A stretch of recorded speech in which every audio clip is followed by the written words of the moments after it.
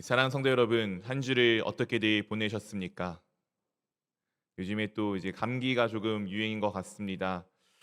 어, 이제 제 아는 지인이 자녀들이 감기에 걸려서 이야기를 해주기를 요즘에 아이들이 코로나를 걸린 이후에 감기 면역성이 많이 떨어졌다라고 합니다. 그래서 우리 아마 어르신들도 비슷한 상황일 거라고 여겨집니다. 이제 여전하지만 개인의 위생들을 좀 잘 신경 써 주셨으면 좋겠고요. 또 이제 본인의 몸이 조금 불편하다 아니면은 조금은 걱정이 된다라고 싶으시면은 물론 우리가 마스크가 해제되었지만 또 마스크를 잘 착용해 주셔도 감사할 것 같습니다. 이 시대가 그렇습니다. 참 주 예수 그리스도 안에 살아간다는 것도 그런 것 같습니다. 우리가 예수 안에 살아간다면은 우리 삶 가운데 기쁨과 행복만이 가득할 것 같은데 현실은 여전히 어렵고 아픔이 가득할 때가 있습니다. 분명히 예수님을 믿으면은 내 모든 것들이 잘 풀릴 것 같았는데 그 믿는 가운데 여전히 내 눈앞에 닥쳐 있는 이 어려움과 이 아픈 상황들은 우리가 어떻게 이해할 수가 있을까요? 오늘 말씀들을 통해서 그 모든 상황 가운데 우리가 정말 가장 중요하게 여겨야 할 것이 무엇인지 함께 살펴보며 나아가기를 원합니다. 에베소서에서 바울이 지금 자신의 처지를 이와 같이 우리 가운데 전하여 주었습니다. 3장 1절, 2절, 2절의 말씀을 한 절씩 번갈아 가면서 읽겠습니다. 이러므로 그리스도 예수의 일로 너희의 이방인을 위하여 갇힌 자 된 나 바울이 말하거니와 너희를 위하여 내게 주신 하나님의 그 은혜의 경륜을 너희가 들었을 터이라. 1절에 바울이 다른 서신서와 다르게 지극히 개인적인 내용을 담아내고 있습니다. 갇힌 자 된 나 바울이 말하거니와 원래 이 내용은 이 1절 이후에 오늘의 본문의 시작이었던 14절로 이어져야 하는 것이 순서상 알맞습니다. 그런데 우리가 지금 하나님의 놀라우신 일들 가운데 바울이 갇힌 바 되었음을 알고 있는 상황 가운데 수많은 사람들이 이런 의문을 가질 수가 있지 않았겠습니까? 분명히 하나님을 믿고 예수 그리스도의 일을 향하여 최선을 다하는 바울이 도대체 무슨 잘못이 있어 그가 감옥에 갇혀 있는가? 그는 분명히 최선을 다해 하나님의 일을 해나가며 살았습니다. 그런데 그에게 지금 이뤄진 결과는 무엇입니까? 감옥에 갇혀져 있는 어떻게 보면은 참 안타깝고 어떻게 보면은 참 이루어지지 말아야 될 최악의 상황 가운데 놓여 있는 것 아닙니까?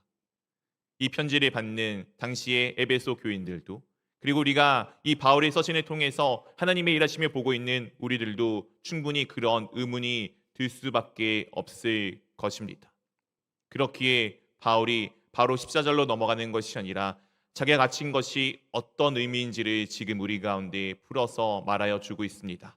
그것은 바로 너희를 위하여 내게 주신 하나님의 은혜의 경륜을 너희가 들었을 터이라. 지금 자신이 이루고 있는 이 모든 일은 바울 스스로가 계획하고 바울 스스로가 이루고자 하는 자신의 뜻이 아니라 하나님께서 이 세상에 있는 모든 것을 다스리시는 하나님께서 놀랍게도 그 다스림 가운데 바울을 통해 하나님의 뜻 하나하나를 이루고 계심을 우리 가운데 전하여 주고 있습니다. 바울이 지금 해 나가는 모든 것은 하나님의 뜻 가운데 있음을 하나님의 놀라우신 뜻을 이루는 한 부분이 되어져 있음을 지금 우리 가운데 전하여 주고 있습니다. 그런 바울이 이렇게 우리 가운데 고백을 하고 있습니다. 6절 7절 말씀 한 절씩 번갈아 가면서 읽어보도록 하겠습니다. 이는 이방인들의 복음으로 말미암아 그리스도 예수 안에서 함께 상속자가 되고 함께 지체가 되고 함께 약속에 참여하는 자가 됨이라. 이 복음을 위하여 그의 능력이 역사하시는 대로 내게 주신 하나님의 은혜의 선물을 따라 내가 일꾼이 되었노라.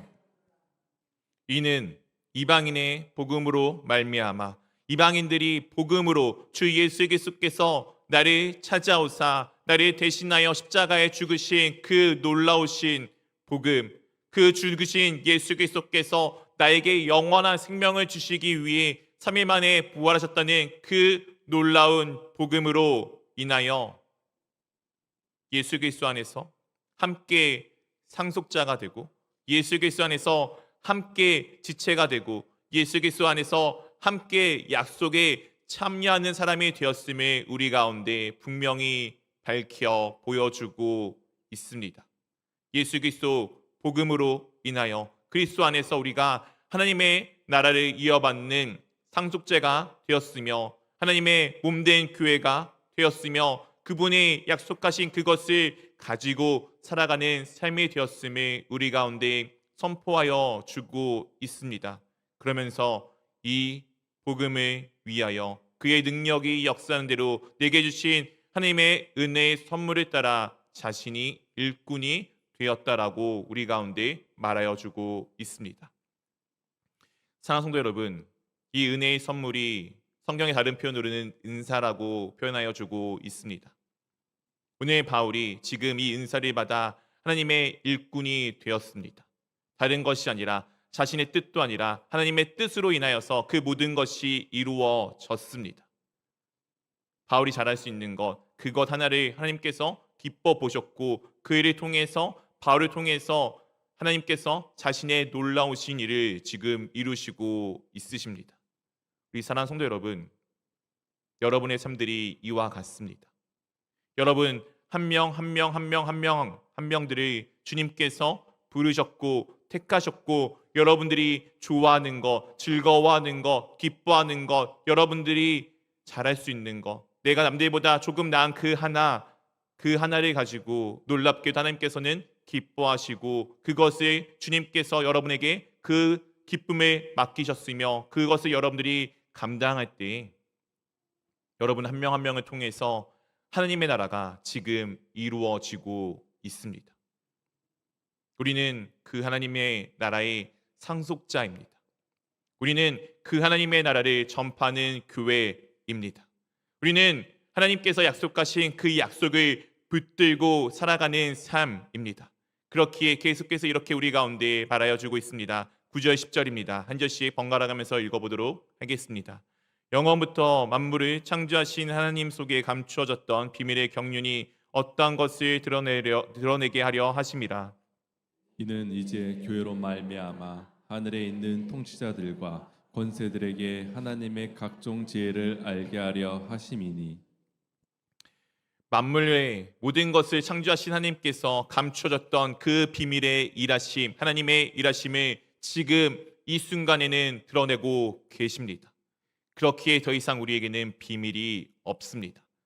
이 세상에 그 비밀을 어떻게 알 수 있느냐?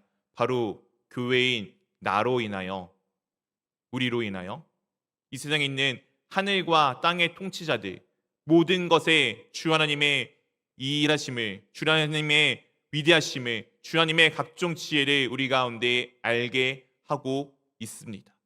내가 바로 하나님이 살아계시는 증거입니다. 내가 바로 예수 그리스도가 나를 찾아오셨다는 것, 나를 대신하여 죽으셨다는 그것의 증거입니다. 내가 바로 주님이 부활하셨음의 증거, 증인입니다.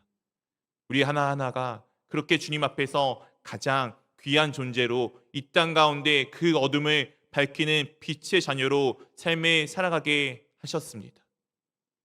이것이 하나님께서 바울을 통해 그리고 우리를 통해 이루시는 놀라운 일입니다.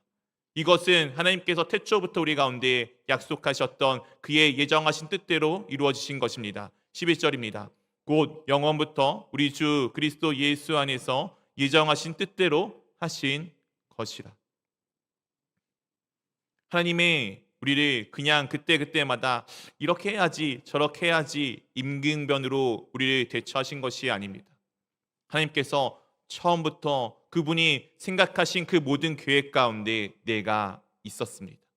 하나님의 계획 가운데 우리 교회가 있었습니다. 그리고 놀랍게도 그 계획하신 바를 하나님께서는 오늘도 성실하시게, 오늘도 신실하시게 그 모든 것을 이루어 가고 계십니다. 지금 나의 삶을 하나님께서 붙드시고 그분의 놀라운 뜻을 따라 그분의 놀라우신 계획하심에 따라 하나씩 하나씩 하나씩 이루어가고 계십니다. 그렇기에 내 삶이 상황과 환경에 의해서 좌지우지 될 필요가 없습니다. 이런 상황도 저런 상황도 하나님께서 놀라우신 일을 이루시는 과정 가운데 있는 것이기 때문입니다. 그렇게 우리는 상황에 따라 내 시선이 흔들려 내가 이런 상황에서는 기뻐하고 저런 상황에서는 슬퍼하고 이런 상황에서는 즐거워하고 저런 상황에서는 아파야 할 필요가 없습니다.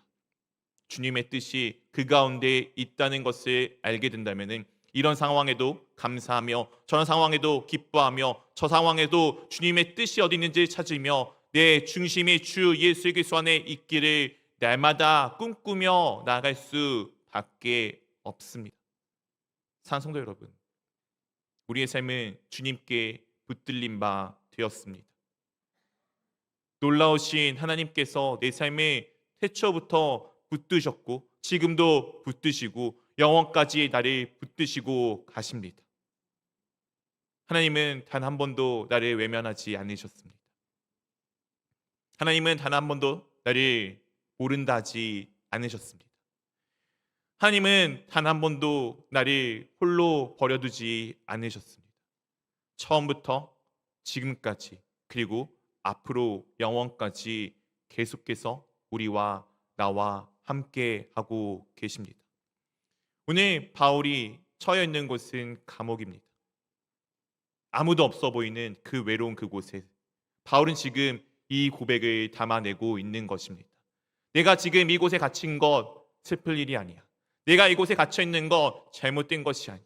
내가 지금 이곳에 있는 것 나의 잘못이 있어서 그런 것이 아니야. 이 모든 것은 지금 내가 이 외롭고 어두운 이 곳 가운데서도 여전히 하나님은 나를 붙드시고 계시고 여전히 하나님은 나와 함께 하시며 하나님의 뜻 가운데 이 놀라운 일이 이루어지고 있음을 고백하고 있는 것입니다. 그렇기에 이와 같은 고백을 우리 가운데 하고 있습니다. 12절 13절 말씀입니다. 우리 한 절씩 번갈아 가면서 읽어보도록 하겠습니다. 우리가 그 안에서 그의 믿음으로 말미암아 담대함과 확신을 가지고 하나님께 나아감을 얻느니라. 그러므로 너희에게 구하노니 너희를 위한 나의 여러 환난에 대하여 낙심하지 말라. 이는 너희의 영광이니라. 우리가 그 안에서 주 예수 그리스도 안에서 그를 믿음으로 말미암아 예수님이 나에 대해서 어떤 분인지를 믿음으로 말미암아 담대함과 확신을 가지고 하나님께 나아감을 우리가 얻었습니다.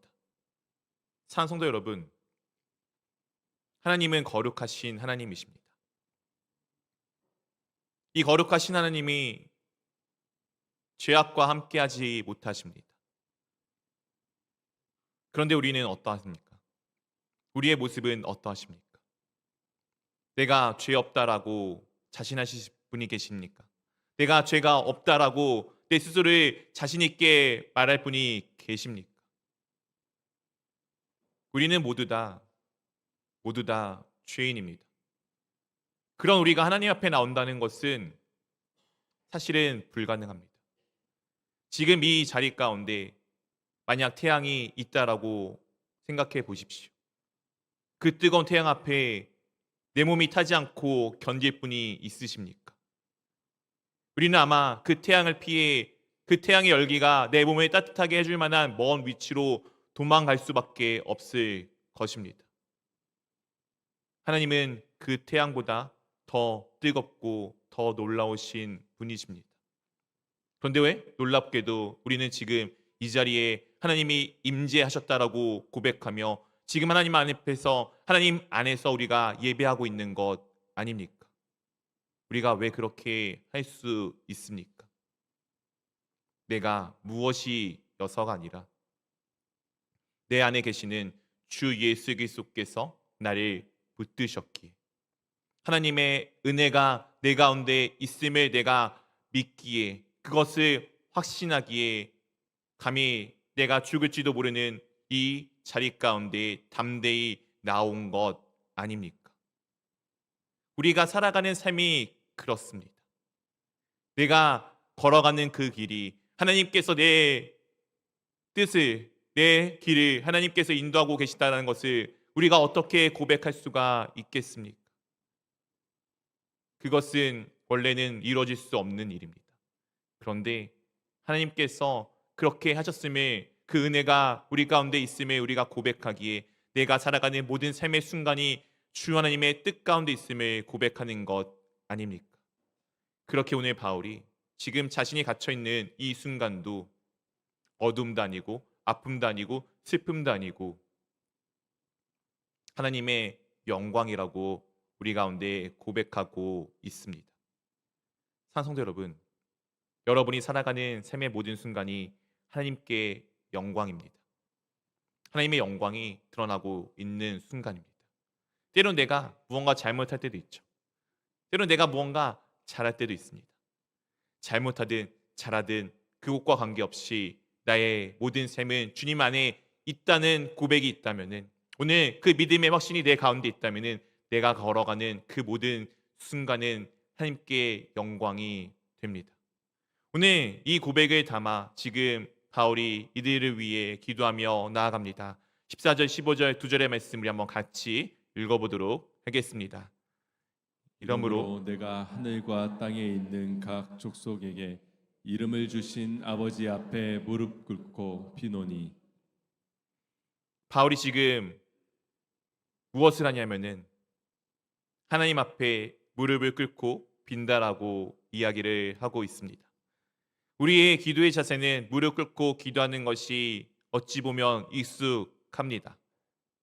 물론 요즘에는 다 지금처럼 이렇게 의자에 앉으셔서 무릎 꿇는다는 것이 어떻게 보면은 누군가에게는 기도는 앉아서 하는 건데요 라고 이야기할지도 모르겠습니다. 근데 우리는 옛날부터 방바닥에 앉아서 무릎 꿇고 기도하는 것이 익숙한 문화여서 기도의 자세가 당연히 그렇다라고 여깁니다. 하지만 유대인들의 기도의 자세는 그렇지 않았습니다. 우리가 예수님께서 말씀하신 바와 같이 바리새인이 기도했던 모습, 하늘을 향해 두 팔을 벌리고 하늘을 향해 내 얼굴을 들어 하나님을 바라보며 기도하는 것이 원래 유대인들이 취하던 기도의 모습입니다. 이것이 건방지다거나 이것이 무언가 자신을 과시하기 위한 모습이 아니라 하나님 앞에 자신을 떳떳하게 드러냈고 하나님을 바라보며 하나님과 함께하는 그것을 보여주는 형상으로 우리 가운데 잘 보여주고 있습니다. 원래 기도의 모습은 그렇게 유대인들은 두 팔을 벌리고 하늘을 바라보며 하는 것이 원래 기도의 모습이었는데, 오늘은 지금 바울은 무엇이라고 말하고 있습니까? 무릎을 꿇고 비노니입니다. 이 무릎을 꿇은 대상은 누구입니까?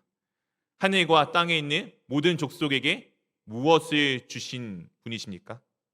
이름을 주신 분이십니다. 사랑하는 성도 여러분, 여러분의 이름은 누가 지어주셨습니까? 여러분들의 자녀 이름은 누가 지어 주었습니까? 이름을 짓는다는 것은 이 존재의 부모라는 것을 의미하게 됩니다. 부모는 누구입니까? 내 자녀를 낳은 시작이 되어집니다. 하늘에 있는 모든 것, 땅에 있는 모든 족속, 이 세상에 있는 모든 것에 이름을 주신 분이 누구이십니까? 바로 하나님 아버지이십니다. 주 하나님께서 모든 것의 시작이 되었음을 지금 바울이 고백하면서 놀랍게도 그 시작이 되신 하나님의 아버지라고 부르고 있습니다. 하나님의 아버지라고 불렀던 존재가 또 한 분 계시죠. 누구입니까? 우리 주님 대신 예수 그리스도이십니다. 유대인들이 예수님께서 하나님의 아버지라고 불렀을 때 신성모독이다라고 그에게 얼마나 많은 질타를 가하였습니까? 예수님께서 십자가에 달려 죽으신 이유도 결국에는 그들이 생각했을 때 신성모독, 하나님의 아버지라 불렀던 그 이유, 하나님과 자신이 똑같다는 그 이유 하나만으로 그를 죽인 것 아닙니까? 그런데 오늘 바울이 하나님을 무엇이라 부르고 있습니까? 아버지라고 부르고 있습니다. 그것은 하나님의 아버지라 불렀던 예수님과 같이 우리도 똑같이 하나님의 자녀임을 우리 가운데 보여주고 있습니다. 그런 아버지 앞에 지금 다 바울은 무릎을 꿇고 있습니다. 이 무릎을 꿇는다는 것은 예배한다는 의미와 동일한 단어이며 이 예배와 무릎 꿇는다는 것은 무엇이냐면은 그 앞에 내가 엎드려져 그분이 나의 모든 것 되심을, 그분이 나의 주인임을 고백하는 표현입니다. 우리가 과거에 우리의 치욕적 역사를 보았을 때 다른 민족에게 우리가 항복할 때 어떻게 했습니까? 앞에 가기 전에 삼보, 일배를 하면서 그에게 여러 번이나 몸을 굽히며 가는 모습을 우리 가운데 보여주지 않았습니까? 그 표현은 그가 나의 주인이다, 그가 우리의 왕이다라는 것을 고백하는 표현 아닙니까? 오늘 바울이 어떻게 비냐면은 영원하신 하나님 아버지를 내 아버지라 부르면서 동시에 그분이 나의 모든 것 되심을, 그분이 내 삶의 주인이 되심을, 그분이 내 삶의 왕이 되심을 고백하는 모습으로 무릎을 꿇고 비는 것을 우리 가운데 보여주고 있습니다. 사랑하는 성도 여러분, 여러분들은 하나님이 나의 왕이 되십니까? 주 예수 그리스도가 내 삶의 주인이 되십니까? 그렇다면 여러분들은 얼마나 그 주인에게 내 삶을 맡기시고 계시며 내가 무언가 해나갈 때 얼마나 많은 물음을 던지고 계십니까? 주님이 내 삶의 주인이라고 고백하시면서 내가 무언가 할 때 주님께 묻지 않는다는 것은 고백과 나의 삶이 나뉘어진 것은 아닐까요? 내가 얼마나 주님께 내 삶의 순간순간 모든 순간마다 묻는지를 한번 돌이켜 보시기를 원합니다. 정말 내가 주 예수 그리스도 앞에 무릎 꿇고 있는가를 한번 돌아보시기를 원합니다. 또한 계속해서 이렇게 우리 가운데 말씀하여 주고 있습니다. 16절입니다. 우리 한번 같이 읽어보도록 하겠습니다. 그의 그의 영광의 풍성함을 따라 그의 성령으로 말미암아 너희 속사람을 능력으로 강건하게 하시오며. 이후에 있는 것은 우리 가운데 기도의 모습을 보여주고 있습니다. 바울은 기도할 때 이런 것을 달라, 이 세상에 필요한 것을 달라라고 지금 기도하지 않습니다. 자신의 영적인 것을 놓고 기도하는데 그냥 막연하게 주님 제 영을 이렇게 해주세요도 아니고 정말 구체적으로 하나씩 하나씩 조목조목 강건하게 간구하며 나가고 있습니다. 16절은 그 시작입니다. 그의 영광의 풍성함에 따라 그의 성령으로 말미암아 너희 속사람의 능력으로 강건하게 하시오며. 그의 영광의 풍성함에 따라 성령으로 인해서 우리의 속사람이 강건하여 질 수밖에 없습니다. 사랑하는 성도 여러분, 성령 충만하십니까? 여러분의 삶들이 성령으로 붙들린 바 되어져 살아가고 계십니까? 우리 가운데 성령이 충만하기를 원합니다. 이미 우리 가운데는 주 예수님을 믿는다라고 고백하였기에 성령님이 함께 하십니다. 그 충만한 것은 무엇일까요? 함께 하시는 성령님이 내 삶 가운데 가득히 채워져 있는 것이 충만입니다. 성령님이 가득히 채워져 있다면 나는 없고 죄는 없고 성령님만 남아 있을 것입니다. 내 삶에 주님께 묻고 맡기는 것이 성령 충만한 것입니다. 내 속사람이 그렇게 되어질 때 어떤 상황과 어떤 환경에서도 흔들리지 않는 강건함으로 서 있게 됩니다. 환경과 상황은 그리고 시대는 계속 변화합니다. 때로는 그것이 우리 가운데 좋을 때도 있고 그것이 우리 가운데 나쁠 때도 있습니다. 우리가 내 속사람이 강건하게 서 있지 않다면 그 풍류에 따라 그 바람에 따라 내 몸이 이리 흔들리고 저리 흔들리고 이리 치이고 저리 치일 수밖에 없습니다. 그런데 성령 충만하여 성령으로 내가 강건하게 서 있다면 이 세상의 풍류나 시류 그런 것을 따라가는 것이 아닌 주 하나님의 약속을 붙들고 나가게 됩니다. 그리하여 환경의 상황에 흔들리는 것이 아닌 오늘도 이 상황 가운데 하나님께서 어떤 놀라우신 일을 베푸실지를 기대하며 어떤 놀라운 일을 우리 가운데 이루실지를 바라보며 나아가게 됩니다. 사랑하는 성도 여러분, 성령 충만하십시오. 성령 안에서 강건하시기를 원합니다. 또한 계속해서 이렇게 우리 가운데 말씀하여 주고 있습니다. 17절 말씀입니다. 믿음으로 말미암아 그리스도께서 너희 마음에 계시게 하시옵고 너희가 사랑 가운데 뿌리가 박히고 터가 굳어져서 믿음으로 말미암아 그리스도께서 너희 마음에 어떻게 한다고요? 계시게 하옵시고. 예수님이 어떻게 우리 가운데 있게 된다고요? 믿음으로 말미암아입니다. 여러분들 주님을 믿으시기를 바랍니다. 내 모습을 통해서 믿는 것이 아닙니다. 내가 좀 신앙적으로 괜찮을 때는 내 믿음이 좀 좋은 것 같아. 근데 제가 신앙적으로 저 바닥에 있을 때는 나의 믿음 어디 갔지? 이렇게 여기시지 마시고, 내가 이런 상황이든 저런 상황이든 주 예수 그리스도가 나를 붙드시고 계심에 언제나 동일하게 똑같이 믿기를 원합니다. 그때 주님께서 내 가운데 계시며 그의 사랑 가운데 뿌리가 박히고 우리의 터가 굳어질 수밖에 없게 되심을 경험하기를 원합니다. 그때 이렇게 우리 가운데 놀라운 일이 이루어지게 됩니다. 18절 같이 읽어보도록 하겠습니다. 능히 능히 모든 성도와 함께 지식에 넘치는 그리스도의 사랑을 알고 모든 성도와 함께 지식에 넘치는 그리스도의 사랑을 알고, 이 지식에 넘친다는 것은 우리의 지식을 초월한 것을 의미하게 됩니다. 하나님의 사랑은 우리가 가늠할 수가 없습니다. 그 놀라운 사랑을 우리 가운데 밝히 알려 주십니다. 그 사랑이 얼마나 큰지 19절에 이렇게 우리 가운데 고백하고 있습니다. 그 너비와 길이와 높이와 깊이가 어떠함을 깨달아 하나님의 모든 충만하신 것으로 너희에게 충만하게 하시기를 구하노라. 우리는 내가 알고자 해서 알 수는 없지만 하나님께서 우리 가운데 보여주심으로써 그것이 얼마나 크고 놀랍고 위대한지를 알 수가 있습니다. 내가 아무리 연구한다고 한들 알 수 없습니다. 그런데 놀랍게도 그것이 그렇다고 알 수가 없는 것이 아니라 하나님께서 우리 가운데 알려주시면 알 수가 있습니다. 그것을 깨달아 하나님의 모든 충만하신 것으로 우리에게 충만하게 하여 주실 것을 구하기를 원하고 있습니다. 사랑하는 성도 여러분, 이 세상의 모든 것은 누가 만드셨습니까? 이 세상에 있는 모든 것은 누가 다스리고 계십니까? 하나님이십니다. 하나님 없이 이 세상에 있는 그 어떤 것도 이루어질 수 없습니다. 그 하나님께서 지금 나와 함께하고 있습니다. 하나님의 약속이 지금 내 가운데 있습니다. 그러면 나는 모든 것을 할 수 있는 존재가 되었습니다. 주님이 이미 나를 충만하게 가득히 채워주고 계십니다. 우리의 삶에 이 고백이 있기를 원합니다.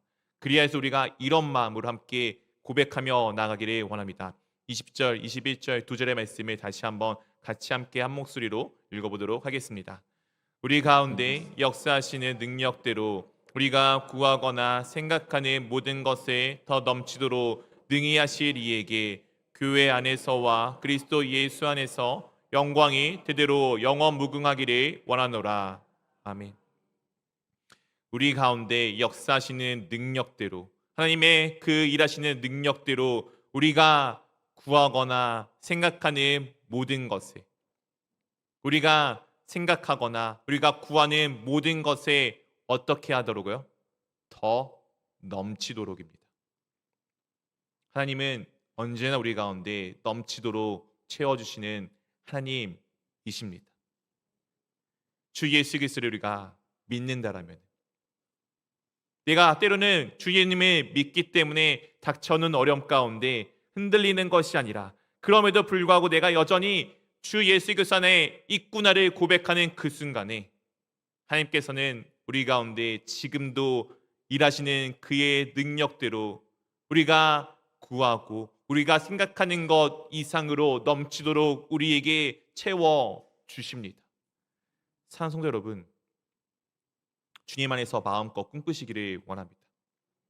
주님 안에서 마음껏 여러분들이 원하는 것을 생각하시기를 원합니다.